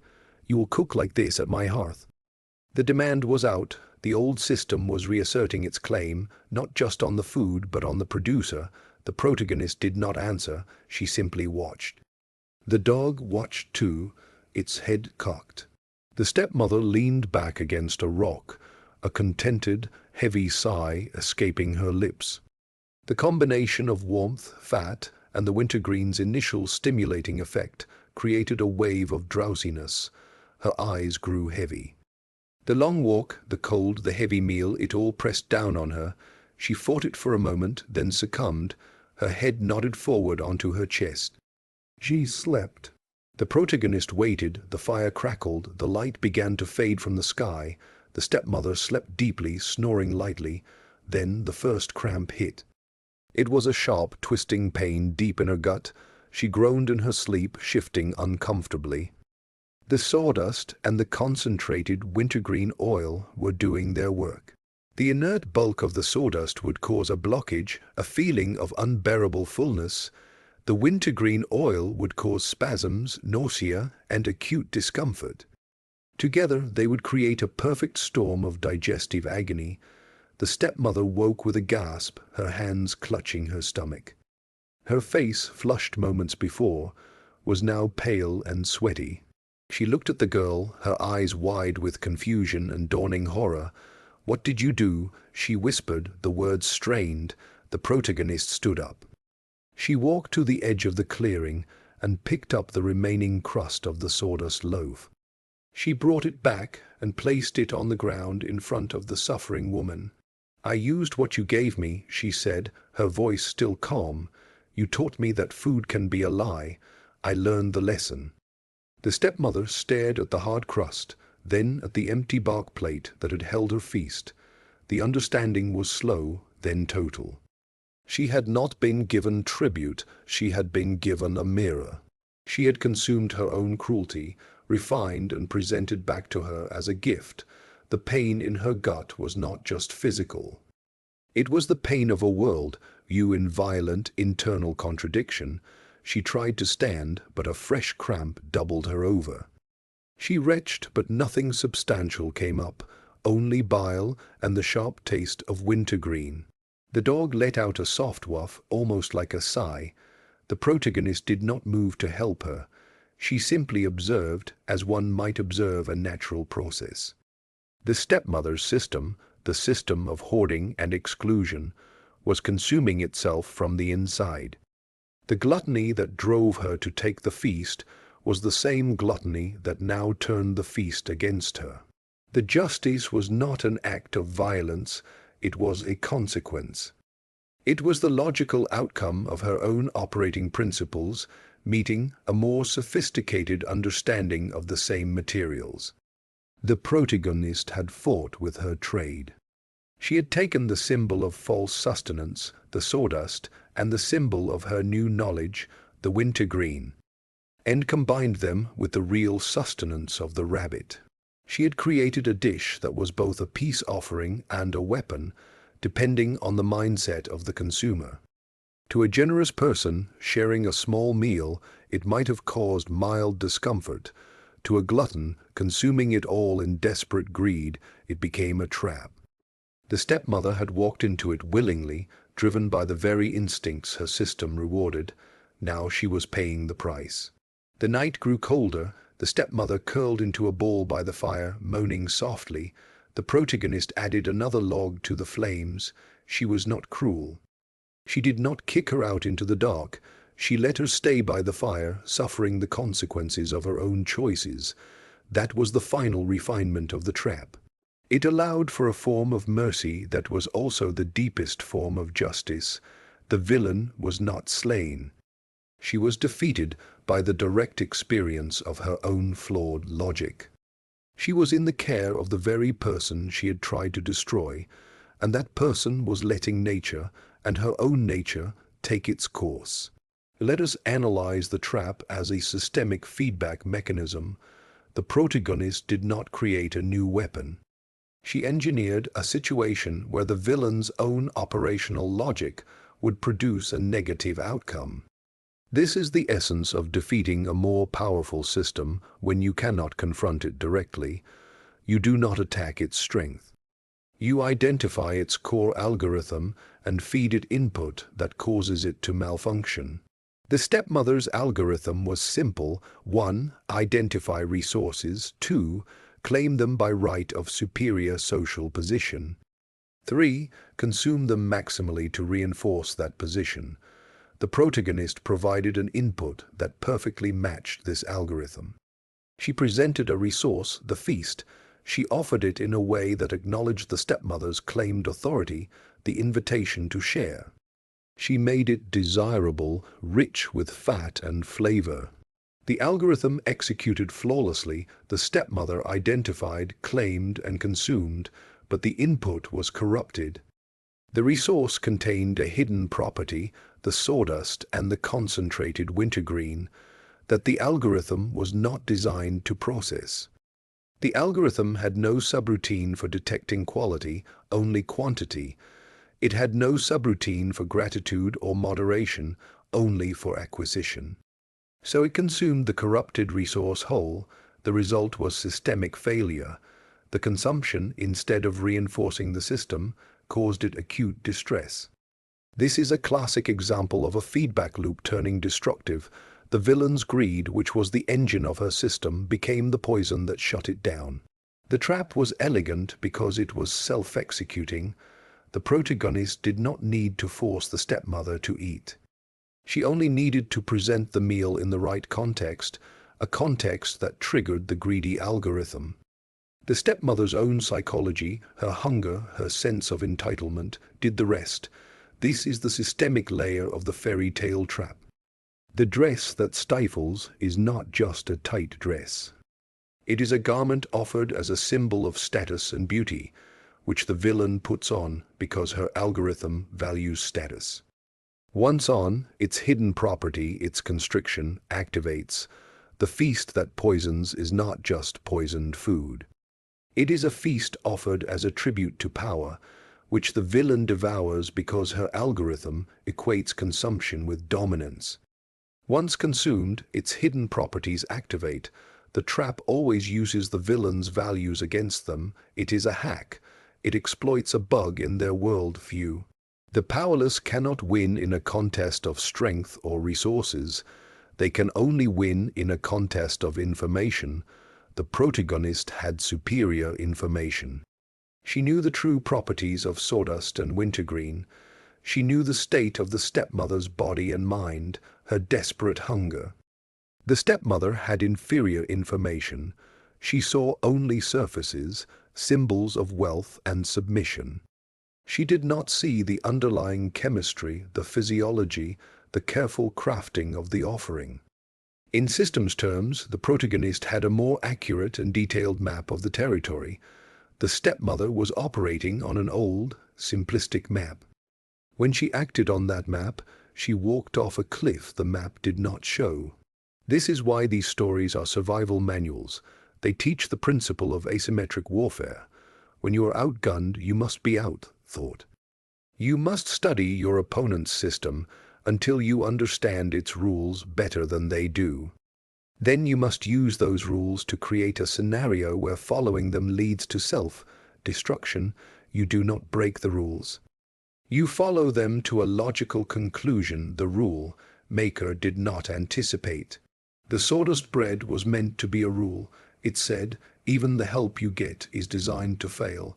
The protagonist accepted that rule. She took the sawdust, the symbol of false help, and she used it as a component in a new rule. Her rule said, false help, when combined with real resources and offered to a glutton, becomes a weapon. She did not reject the stepmother's cruel gift. She refined it, she upgraded it, she returned it as a more sophisticated version of itself. This is the ultimate systemic revenge. Not to refuse the game, but to play it at a higher level of complexity. The stepmother, suffering by the fire, is experiencing the output of this refined game. Her pain is the point proving her model wrong. It is the system reporting an error. Error, the resource you consumed was not a resource. Error, your consumption has degraded system performance. Error, your operational logic is flawed. For someone whose identity is built on being right, on being the smartest calculator in the room, this is a fate worse than death. It is cognitive demolition. The protagonist watches this error report unfold. She is not a murderer. She is a systems analyst observing the results of an experiment. The dog lying beside her is also watching. It understands cause and effect on a primal level. It knows the woman who brought malice is now suffering. It does not need to understand the sawdust or the wintergreen. It understands that the one who tried to take without giving is now paying a cost. This is the justice of the natural world and the justice of well-designed systems. Actions have consequences. Inputs produce outputs. The stepmother input greed and cruelty. The output is pain and humiliation. The system, in this case the combined system of the forest's chemistry and the protagonist's craft, has delivered a verdict.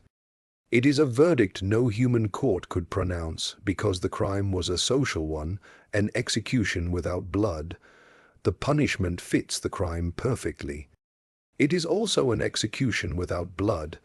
It is a defeat delivered through the very medium of the crime, the control of resources. The stepmother tried to kill with false food. She is being defeated by refined false food. The symmetry is perfect. It is systemic poetry. This mechanism of trap and collapse is not an invention of one story. It is a recurring motif in the folk memory of many cultures, and it serves a specific historical purpose. These tales emerged from periods of profound power imbalance, where the legal and social systems were explicitly rigged in favor of the powerful. A peasant could not sue a lord in a fair court. A younger sibling could not contest an inheritance against the firstborn. A woman had few legal rights against a husband or a stepmother. In such a world, direct confrontation was suicide. But the human mind is inventive under pressure. The stories became a way to encode and transmit subversive knowledge. They taught a form of justice that operated outside the official channels. This justice was not about divine intervention. It was about exploiting the predictable flaws in the oppressor's behavior. The ogre is greedy and stupid. The stepmother is jealous and gluttonous. The king is vain and suspicious. These are not just character flaws. They are systemic vulnerabilities in a position of unaccountable power. When you have all the resources, you become lazy. You stop checking the quality of gifts. You assume everyone is either subservient or irrelevant. You develop tells. The stories are a catalogue of these tells and the precise counter moves that can exploit them. They are the historical record of the powerless learning to conduct psychological and systemic warfare. Consider the tale of the tailor and the giants. The tailor does not fight the giants with strength.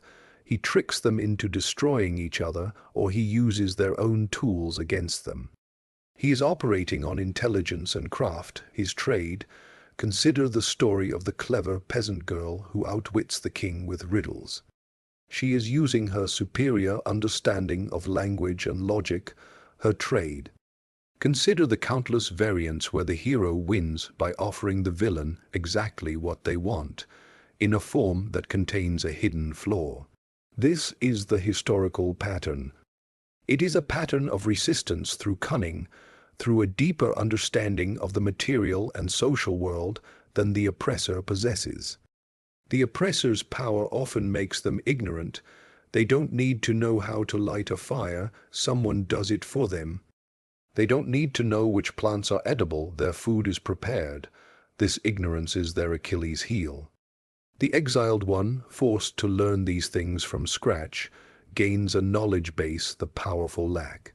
This is the integration of the historical layer. The protagonist's victory is not an anomaly. It is an example of a long-standing, if hidden, historical process. The collapse of the villain is the collapse of a certain type of arrogant, extractive power that fails to adapt, that fails to learn, that believes its dominance is eternal and its logic is the only logic. History is littered with the ruins of such powers. The tales are the folklore of their downfalls, told from the perspective of those who survived them, who outlasted them, who sometimes, through sheer cleverness and grit, helped topple them. The story we are following is one such seed. The stepmother's household, with its brittle zero-sum economics, is a microcosm of a failing manor, a failing kingdom. Her journey into the woods is the empire's expedition to quell a rebellion on its frontier. Her defeat is the rebellion's success, achieved not by matching the empire's army, but by understanding the terrain better, by forming alliances with other marginalized groups, the dog, and by using the empire's own logistical overreach against it. The feast is the tribute that is also a Trojan horse. When we hear these stories, we are not being told fantasies, we are being given a historical briefing. This is how people like you with nothing have occasionally beaten people like them with everything. It requires patience, it requires skill. It requires the willingness to turn the very symbol of your oppression, the sawdust bread, into a component of your liberation. It is not a guarantee of victory. For every clever tailor, there were 1,000 peasants who starved. But the existence of the story means that someone, somewhere, against all odds, made it work, and they wanted others to know how. They encoded the method in symbols, in sensory details, the smell of the feast, the texture of the sawdust, the sound of the villain's discomfort. So that the next person cast out, the next person pushed to the edge, might remember. They might look at the locked door, the cruel gift, and think not this is the end, but this is the first move in a game I have not yet learned to play. But the rules are written in the old tales, if you know how to read them. The rules say, study your enemy's greed, learn the properties of the world they ignore, build something they cannot see the value in until it is too late. And when they come to take it, give them exactly what they ask for, in a form that their own nature cannot digest. This is the historical wisdom. It is dark, practical, and devoid of sentimentality. It is the wisdom of the survivor, passed down through the centuries in the only safe container available, a story for children. A story about a girl, a dog, a fire, and a loaf of bread that was not bread. The stepmother's suffering lasted through the night. It was a slow, grinding process. The cramps would subside for a time, leaving her exhausted, only to return with fresh violence. She was too weak to leave, too ill to make demands. She was reduced to a state of pure animal misery. The protagonist tended her fire. She gave the woman sips of water from the birch bark cup. She did not offer more food. She simply maintained the basic conditions of life, heat and hydration, while the consequences of the feast played out. This was the final, masterful stroke of the trap. It allowed for no dramatic death. It produced a humiliation, a reduction. The stepmother, who had wielded social power like a weapon, was now utterly dependent on the charity of her victim. And that charity was given, but it was minimal, clinical. It was the bare minimum required by a shared humanity, stripped of all pretense of affection or respect. It was a mirror held up to her own act of giving the sawdust bread, a gesture that met the technical definition of help while carrying no real sustenance. As dawn broke, pale and cold, the worst of the spasms passed.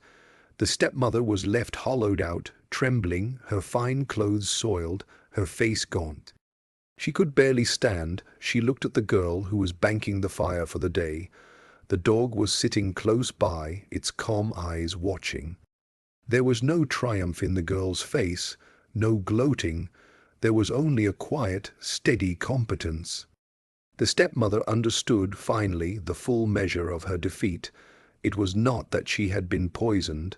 It was that she had been outthought. She had been outcrafted. The girl had taken the very symbol of the stepmother's cruel calculus and had turned it into a tool for her own undoing. The system of hoarding and exclusion had been defeated by a system of transformation and precise, measured exchange. The stepmother tried to speak, but her throat was dry. She managed a whisper. Why? The protagonist looked at her. She considered the question. Then she said, "You showed me that the world could be a door that locks. I learned that it could also be a fire that burns, the same materials, different craft." The stepmother closed her eyes. The truth of it was a colder chill than the morning air. She had lost, not just a battle, but the war of ideologies. Her way led here to weakness and dependence in the cold. The girl's way led to a fire, a full belly, and a loyal ally.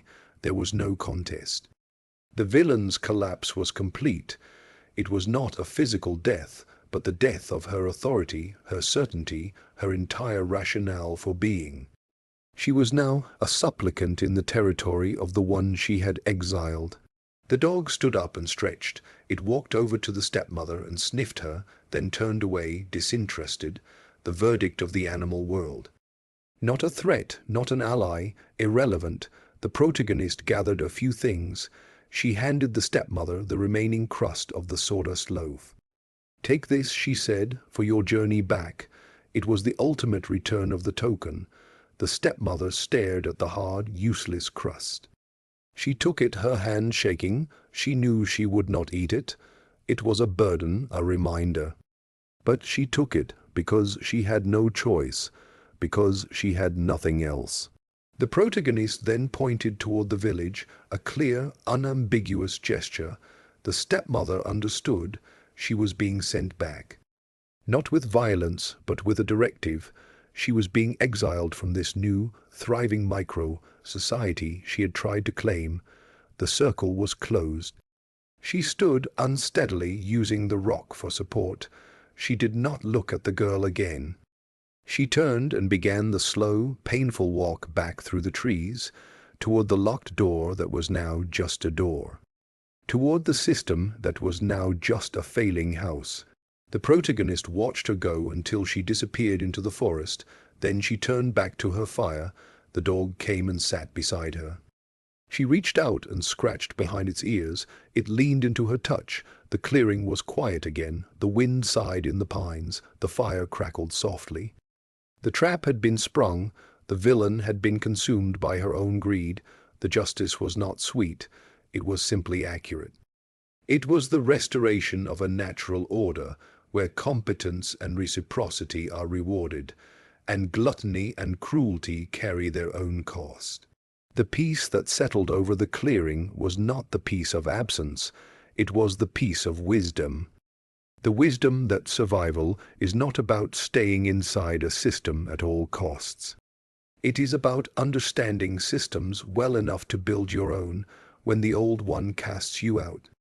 It is about knowing that the most powerful weapon is not a sword, but a deep, practical knowledge of the world, and the quiet virtue to apply that knowledge with precision.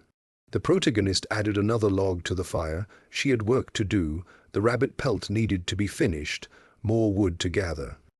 The business of her small, resilient kingdom continued. She was not waiting for a happily ever after. She was living it, one carefully managed resource, one silent pact of trust at a time. The story does not end here, but the lesson is complete. The manual has been written for anyone listening who has ever been given the sawdust bread.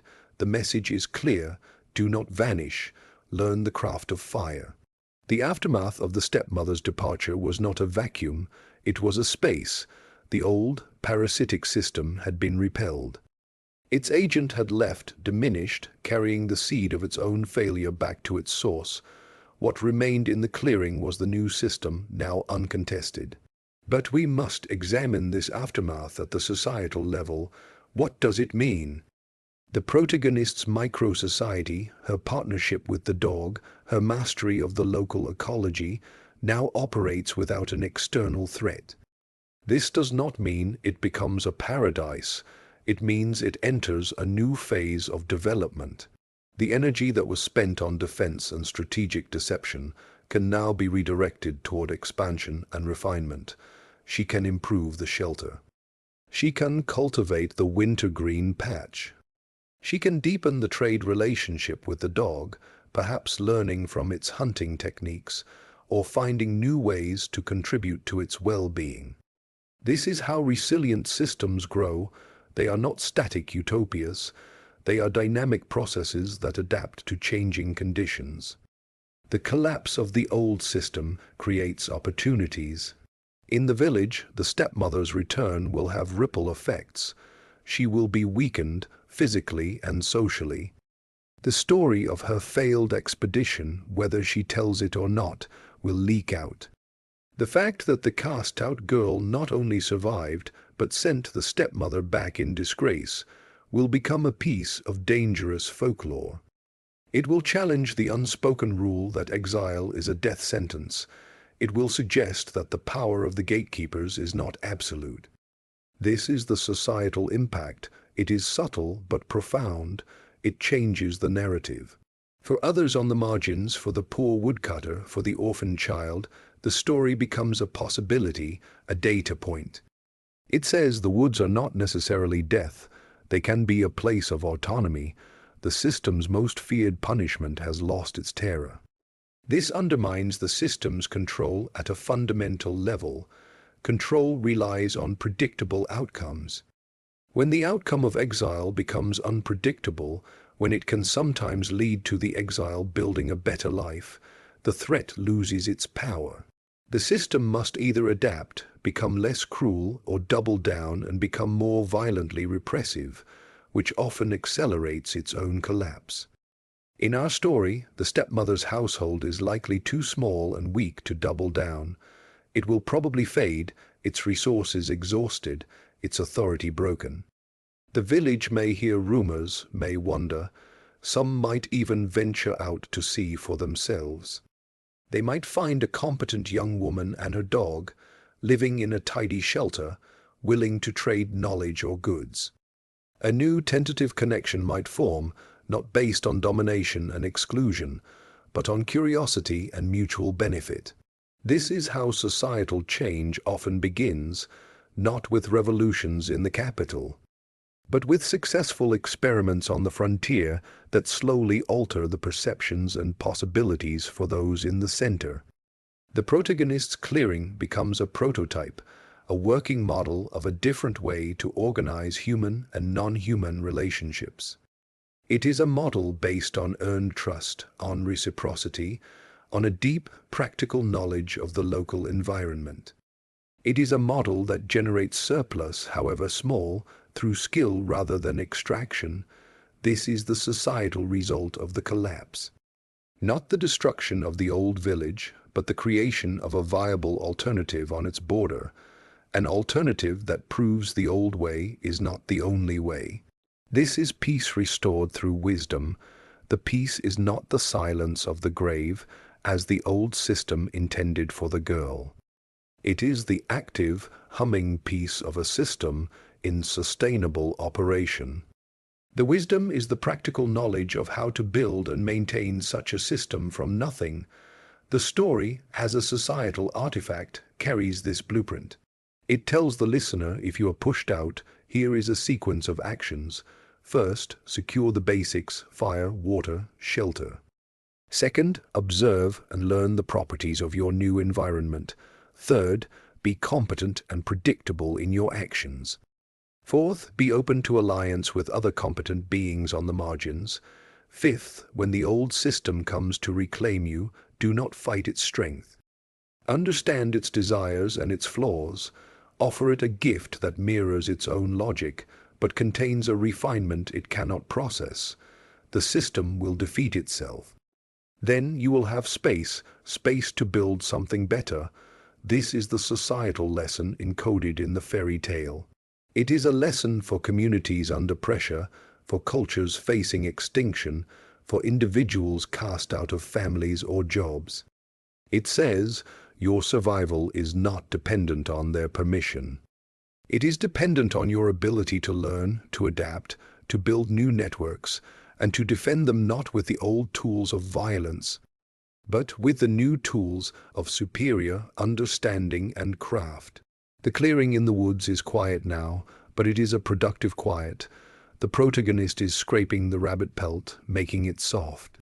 The dog is dozing in the sun that has broken through the clouds. The fire is a steady heart of heat at the center of it all. The old threat is gone. The new work continues. This is the aftermath. It is not an end. It is a beginning. The system has been proven viable. The next chapter is about what she builds with that viability. But for now, for this moment, there is peace. A peace built not on forgetting the cruelty, but on having mastered its mechanisms and turned them to a different purpose. A peace built on wisdom. We must now connect this single story to the broader arc of human history. Civilizations rise and fall. Systems of power consolidate, become extractive, and eventually crumble. What follows is often a period of fragmentation, of dark ages, where the grand networks of trade and law break down. In these periods, survival reverts to a local, granular level. It becomes about the very skills our protagonist has been forced to learn: fire making, shelter building, identifying edible plants, forming small, trust-based alliances. The knowledge encoded in fairy tales is the knowledge that becomes paramount when the great systems fail. These stories are the cultural backup drives. They preserve the essential operating system for human survival when the fancy software of empires crashes. They remind people that before there were kings and taxes, there were families around a fire, sharing a hunt, knowing which berry not to eat. The protagonist's journey from exile to autonomy is a microcosm of a much larger historical cycle. It is the story of human resilience. When the centralized system, the village, the empire, casts you out or collapses around you, you are not thrown back to nothing. You are thrown back to the fundamentals, and those fundamentals, if you know them, are enough to begin again. History is not just the record of kings and battles. It is also the silent, persistent record of countless small acts of survival and rebuilding at the edges. The peasant communities that outlasted the Roman collapse, the monastic orders that preserved knowledge through the early medieval period, the maroon societies of escaped slaves who built free communities in the wilderness. These are the historical echoes of our protagonist's clearing. They are examples of generative systems built in the ruins or on the margins of extractive ones. They often started with nothing but skill, cooperation, and a deep understanding of a specific place. The fairy tales are their folklore. They are the way this hard-won practical wisdom was passed down, disguised as entertainment for children. So when we hear of the girl who survived in the woods, we are not just hearing a fantasy. We are hearing a historical briefing from the long human struggle against entropy and oppressive power. We are being told that the most valuable capital is not gold or land, but knowledge and social cohesion. The girl had no gold. She had the knowledge of birch bark and wintergreen. She had the social cohesion of a pact with a dog. That was enough. This connects the personal and societal layers to the grand historical narrative. Human progress is not a straight line upward, it is a spiral. We build complex systems, they become corrupt and collapse. We fall back to fundamentals, we rebuild, perhaps incorporating the lessons of the last collapse. The fairy tales are the threads that connect these cycles. They carry the fundamentals forward through the dark times, so they are not forgotten. They ensure that the knowledge of fire does not die with the empire that forgot how to tend its own hearth. In our modern world, we live inside incredibly complex systems, global supply chains, digital networks, financial markets. We are deeply embedded, just as the protagonist was embedded in her village. And many feel a quiet anxiety, a fear of being cast out, of the system failing them. This story speaks directly to that anxiety. It says, the system is not life itself. It is a particular arrangement for delivering life's necessities. If it fails you or casts you out, life itself is not over. The fundamentals still exist. Air, water, earth, the possibility of fire, the potential for alliance with other beings. Your survival depends on your ability to reconnect with those fundamentals and arrange them into a new system. This is the historical comfort and the historical warning of the tale. The comfort is that resilience is possible. The warning is that reliance on a single, brittle system is dangerous. The wise society, like the wise individual, maintains a connection to the fundamentals, even in times of plenty. It remembers the stories. So the girl in her clearing, with her dog and her fire, is not a primitive figure. She is a sophisticated operator at the most basic level of human technology. She is a keeper of the flame, in the most literal sense. And her story, passed down, becomes part of the historical immune system of our species. It is a memory of how to survive when the walls come down. It is a promise that exile is not the end of the story. It is often, against all odds, the beginning of a new one. This is the integration of the historical layer. The personal victory is a data point in humanity's long struggle for agency. The societal shift is a tremor that hints at larger seismic changes, and the tale itself is a historical artifact, a tool for cultural continuity. It connects us to every human who ever looked at a locked door, felt the cold, and decided to learn the craft of fire instead. The core question was, why did traditional societies treat abandonment as a form of execution without blood? The evidence is presented. First, the personal layer, the locked door, the sawdust bread, the immediate sensory assault of cold, hunger, and the subtraction of all social context. This is the execution of the person as a social being. Second, the societal layer, the system of mutual obligation, reputation, and resource flow that constitutes survival. Exile is the deletion of the individual's node from that network. The system, functioning normally, returns a null value to their queries for help. The environment and the indifference of others become the executioners. Third, the historical layer. The practice is documented across cultures as a tool of social hygiene.